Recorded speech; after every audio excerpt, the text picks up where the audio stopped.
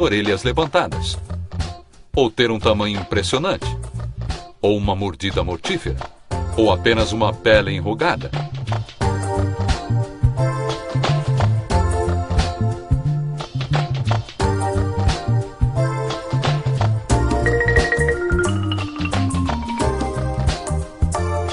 Podemos transformar cães na forma que quisermos.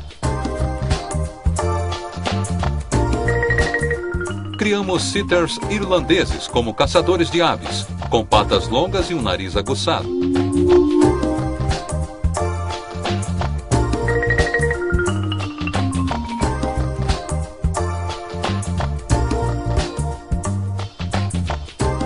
E frequentemente os cruzamos, causando problemas desconhecidos.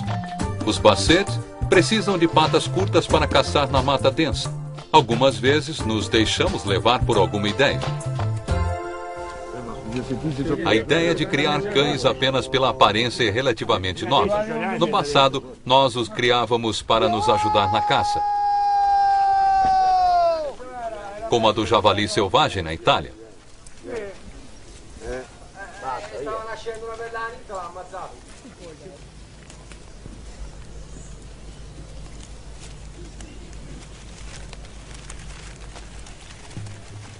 O javali não parece muito perigoso, mas na floresta densa pode ser um adversário mortal.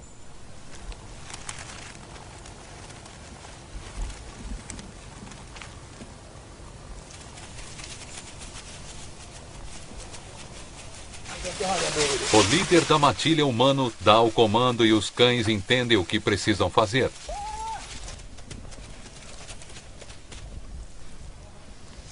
O instinto da perseguição está enraizado na sua biologia. Deixar que os humanos fiquem com a recompensa pode parecer estranho, mas não é tão diferente dos lobos submissos que deixam os indivíduos dominantes comer antes na hora da matança. Os cães são tão adaptáveis que eles até protegem os animais que seus ancestrais lobos caçavam. Não há pastor por perto para fazer com que o cão pastor Maraima obedeça ordens. Apenas uns forasteiros que saíram para uma caminhada. Mas o cão foi criado e treinado para levar o trabalho de cuidar das ovelhas a sério.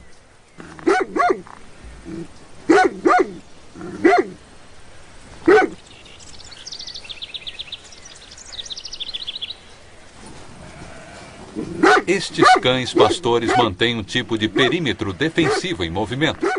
Conforme os rebanhos se movem, eles ajustam este limite invisível e ninguém, especialmente seus primos, os lobos, pode atravessar.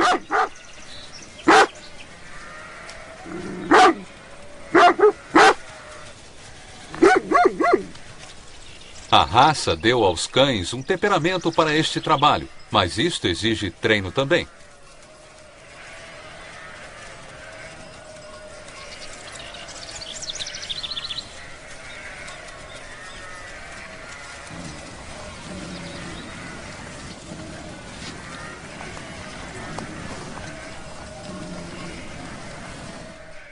Os filhotes, na verdade, vivem com o rebanho e chegam a pensar em si mesmos como ovelhas.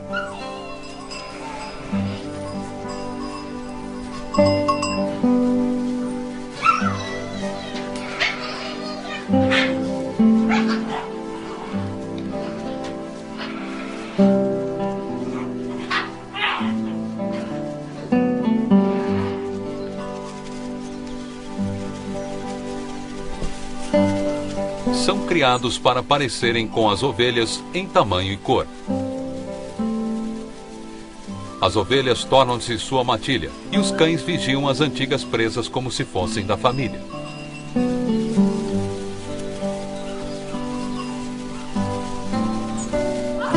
Treinar um cão para pastorear rebanhos e não só vigiá-los exige uma abordagem totalmente diferente. O treinador mantém um jovem Border Collie inteiramente separado dos animais que vai pastorear. A habilidade do Collie de mover o rebanho depende de seu instinto predatório de espreita.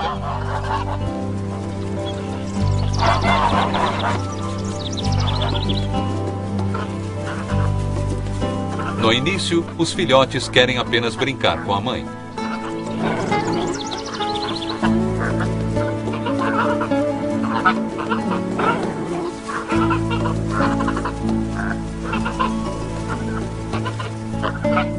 Mas, assistindo seu trabalho, eles começam a captar a ideia.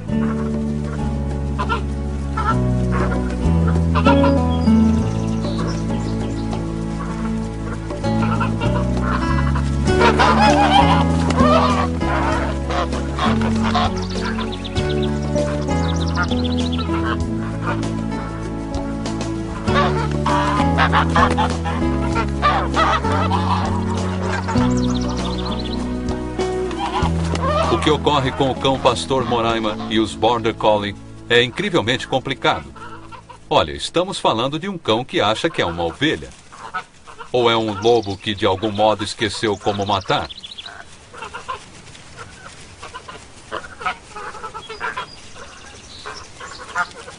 E como se diz? Vire para a esquerda, na língua do ganso.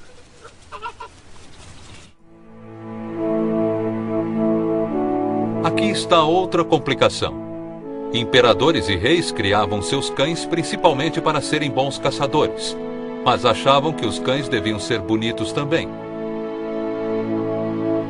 As mulheres da moda criavam cães para serem engraçadinhos e num tamanho conveniente para caber no colo. Um cão de colo pode ter sido útil para desviar as pulgas do dono. Os criadores enfatizaram os traços juvenis, como olhos grandes. Criaram alguns cães com narizes mais curtos, mesmo que isso prejudicasse a respiração. Criaram outros cães com pelos longos e escorridos, às custas do movimento.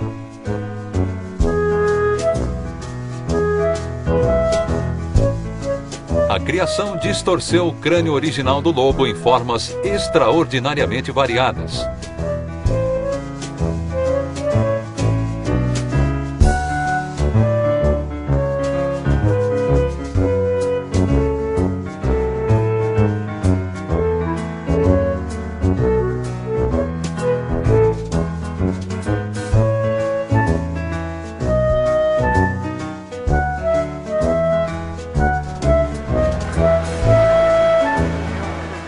Ringue de exposições, ainda pedimos aos cães para que se adaptem às nossas noções incomuns de beleza.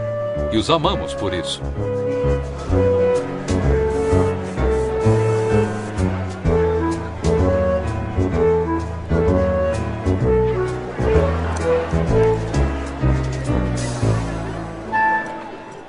Mas algumas vezes, isso tem um custo considerável para o cão. Quando um cão não satisfaz nossos padrões ou se torna inconveniente, acabamos nos livrando dele. A cada ano, nos Estados Unidos, abrigos de animais são forçados a sacrificar milhões de cães indesejados. O problema é frequentemente uma falha na comunicação. Abrigo animal. Mas uma família com paciência para aprender pode ainda salvar um destes cães e torná-lo seu melhor amigo. Okay. And thanks very much. Thank you. Okay. All right.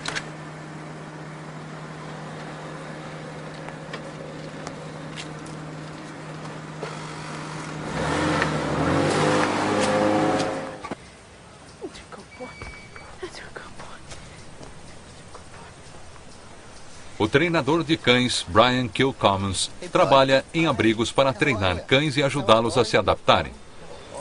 Many people have the perception that shelter dogs are damaged goods. And the thing is the dogs aren't damaged goods. The way they've been treated is where the damage lies. As pessoas que mandaram esta cadela para a carrocinha disseram que ela era difícil de controlar. Hey, hi. It's not hard to train a dog, whether it's a shelter dog or just a regular dog that you get. It's really developing a new skill. So initially the dog's what I would call hyperactive or anxious because it doesn't know what the rules are. They want somebody who's going to be very clear with their directions, and when they are followed, they get praised for it. Girl, let's go. Good girl. Very good. Good girl. Wait. Good, very good. Down.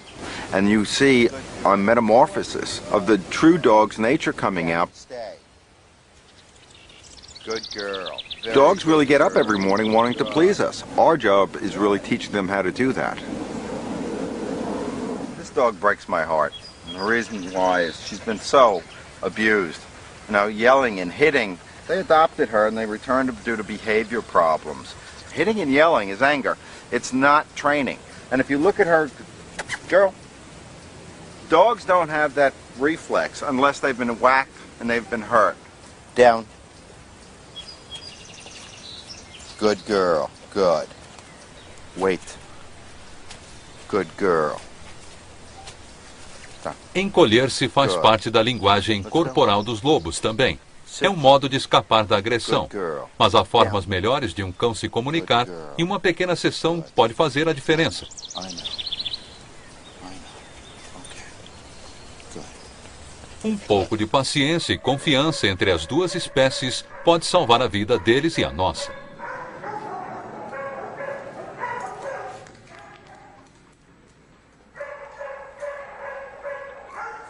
Girl, down. Good girl. Very good. Very good, good girl. Most dogs can Good. be trained easily within Good. a matter of minutes. Terrific. The dog isn't the Well, problem, it's the people. Yeah. But you can see how she's trying to bond and she's just looking for a person to hook up into. Sit. All the way. Good girl. I mean, there are millions of dogs like this that if they're taken and placed in the appropriate home with responsible owners, they can take something like Girl and turn it into a piece of gold. Girl, down. This dog is really difficult. Huh, girl. Because I'm so good. Yes, I'm so good. George Sapiego perdeu a visão aos 40 anos. I can remember thinking that's it. My life is over. I'm not going to be any use to anybody. I'm not going to be able to do anything that I once did.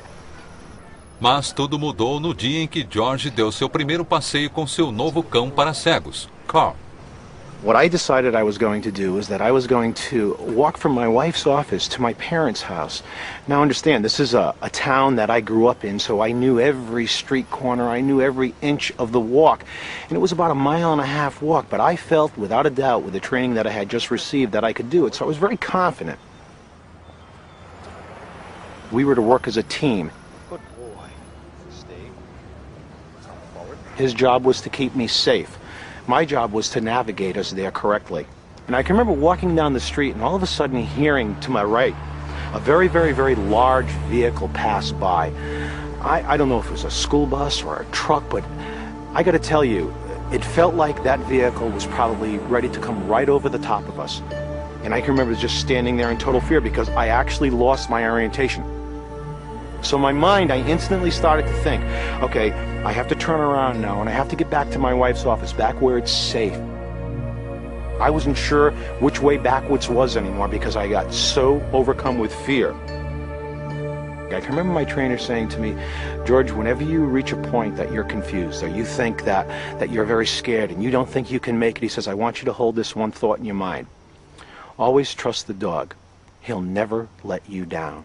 And I can remember leaning over and looking down at my dog Carl and saying, Carl, what do you think? Do you think we can make it? He picked his head up and he looked at me and licked me on the face. And I took that as a yes. And my confidence came back. I stood up, I picked up the harness, I gave him the command to go forward, and our walk started again. Continuing our walk down, we'd go through some more minor street crossings, and we would come to the second part that my confidence would get shaken again. A very busy intersection in an unusually very wide section of street. I listened, I heard the car start to take off, and I gave Carl the command to go forward. And all of a sudden, Carl stopped. He literally wrapped himself around my front legs in a U-shaped form and pushed me backwards. And as I was falling backwards, I heard a car go by that had just ran a red light.